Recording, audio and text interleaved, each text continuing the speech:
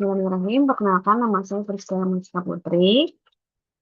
Dalam pembahasan kali ini, saya ingin membahas mengenai perencanaan strategi komunikasi korporat. Izin Bu Mona, saya mengutip dari bukunya.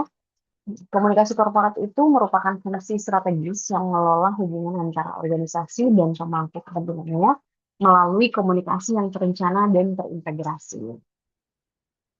Bab ini menjelaskan bahwa perencanaan strategi komunikasi korporat merupakan proses penting dalam mengelola komunikasi organisasi secara sistematis dan terarah.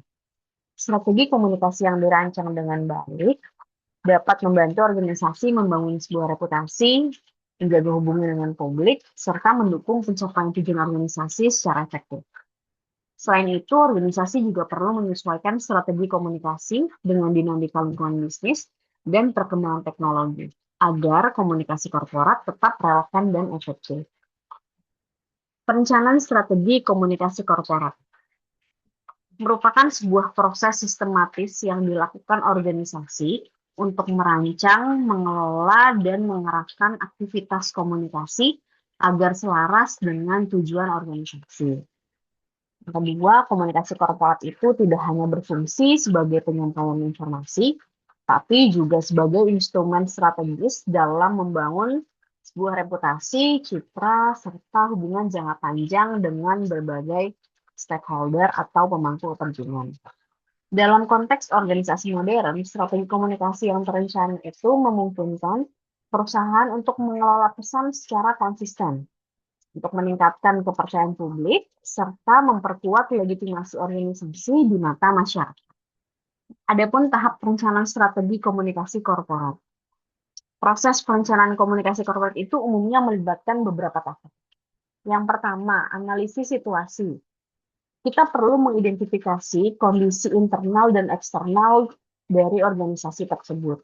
Kemudian yang kedua, mengidentifikasi stakeholder. Kita juga perlu menentukan kelompok publik yang mana yang akan menjadi target komunikasi kita. Kemudian yang ketiga, penetapan komunikasi. Untuk menentukan hasil yang ingin dicapai melalui aktivitas komunikasi.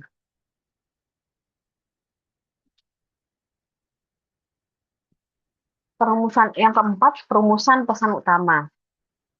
Fungsinya untuk menyusun pesan yang jelas, yang konsisten, dan yang relevan. Kemudian yang kelima adalah pemilihan media komunikasi untuk menentukan saluran komunikasi yang efektif. Dan yang terakhir, perlu adanya evaluasi komunikasi.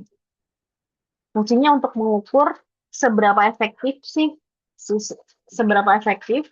strategi komunikasi yang telah dijalankan oleh sebuah organisasi atau perusahaan.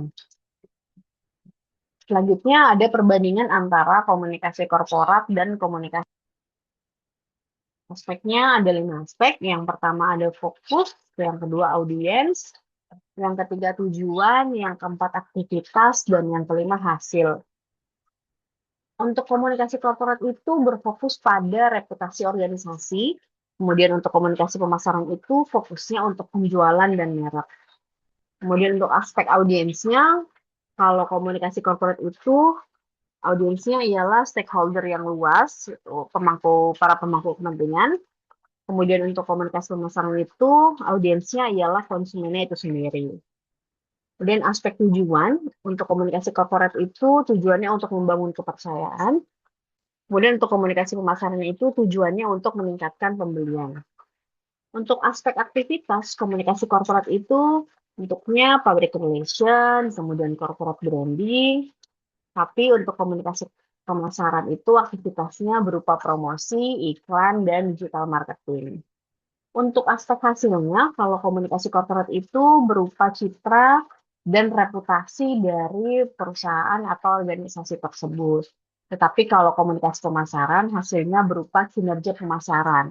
Bisa berupa nilai, target nilai, bisa juga jumlah targetnya, jumlah target dari pemasaran tersebut. Meskipun berbeda fokus, tapi kedua jenis komunikasi ini tuh saling melengkapi dalam strategi organisasi. Apa sih kaitan komunikasi pemasaran strategik? Yang pertama, perencanaan strategi komunikasi korporat itu menjadi fondasi penting dalam komunikasi pemasaran strategik. Yang kedua, komunikasi korporat membantu membangun kepercayaan, reputasi, dan legitimasi organisasi. Sedangkan komunikasi pemasaran strategik itu berfokus pada penyampaian pesan promosi untuk memengaruhi perilaku konsumen. Integrasi antara kedua pendekatan tersebut memungkinkan organisasi untuk menciptakan komunikasi yang konsisten, untuk meningkatkan efektivitas pesan promosi, serta untuk memperkuat posisi merek di pasar. Insight dari bab 3 ini adalah, yang pertama, komunikasi korporat tidak dapat dilakukan secara spontan, tapi harus dirancang melalui perencanaan strategis yang sistematis. Kemudian keberhasilan komunikasi organisasi itu sangat dipengaruhi oleh kemampuan si perusahaan dalam menganalisis situasinya, kemudian untuk dalam memahami karakteristik stakeholder-nya, serta dalam merumuskan pesan yang relevan dengan kebutuhan publiknya. Perencanaan komunikasi itu juga membantu organisasi untuk menentukan media komunikasi yang paling efektif, serta untuk memastikan bahwa setiap aktivitas komunikasi dapat diimplementasikan secara terarah dan terukur. Dari pembahasan kali ini ada referensi jurnal yang menjadi uh, jurnal yang menjadi referensi saya. Yang pertama yaitu dari Rahmawati tahun 2024. Judulnya adalah Analisis Strategi Komunikasi Organisasi Non-Profit dalam Sosialisasi Perubahan Visi dan Misi Organisasi. Jurnal dari Al-Azhar Indonesia, seri Ilmu Sosial. Penelitian ini menunjukkan bahwa strategi komunikasi organisasi berperan penting dalam menyampaikan perubahan visi dan misi organisasi kepada anggota dan secara efektif.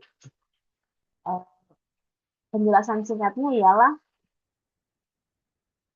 bahwa penelitian oleh Rahmawati ini menekankan bahwa strategi komunikasi organisasi memiliki peran krusial dalam proses sosialisasi perubahan visi dan misi, khususnya pada organisasi non-profit.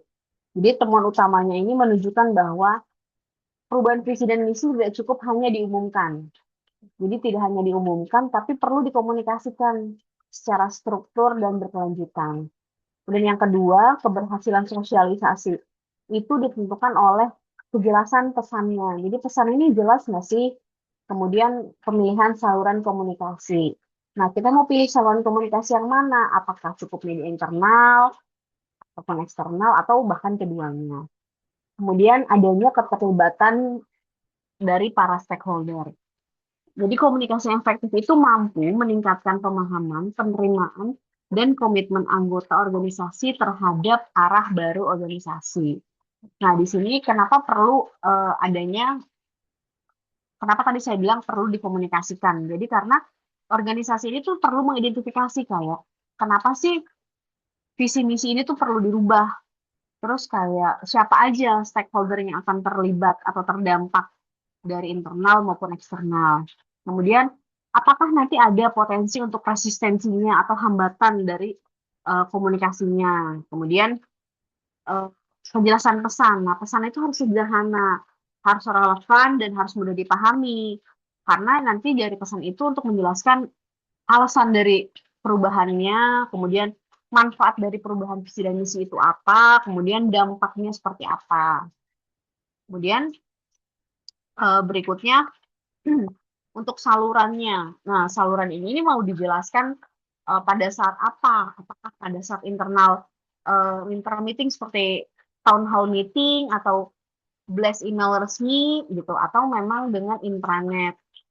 Nah, kalau eksternalnya apakah perlu diinformasikan di sosial, perlu bikin press release, atau bisa juga diinformasikan di website si organisasi tersebut. Nah, kenapa kita perlu melibatkan dari si stakeholder ini? Karena kalau untuk melibatkan karyawan melalui diskusi, workshop ataupun forum, dan juga untuk memberi ruang feedback, apakah karyawan ataupun stakeholder lain ini ada masukan nggak terhadap perubahan visi dan misi tersebut. Nah, kemudian untuk evaluasi monitoringnya, untuk mengukurnya tadi, untuk saya bilang komunikasi yang efektif itu untuk mengukur seperti mengukur komunikasi dengan bentuk kayak survei pemahaman karyawan, apakah karyawan sudah cukup paham dengan visi misi yang baru, kemudian feedbacknya seperti apa, kemudian tingkat dari adopsi dari visi misi yang baru. Jadi kesimpulannya adalah penelitian ini menyimpulkan bahwa strategi komunikasi itu bukan sekedar alat penyampaian informasi, tetapi merupakan instrumen strategis untuk membangun keselarasan organisasi. Terima kasih atas perhatiannya. Kurang lebihnya saya ucapkan terima kasih.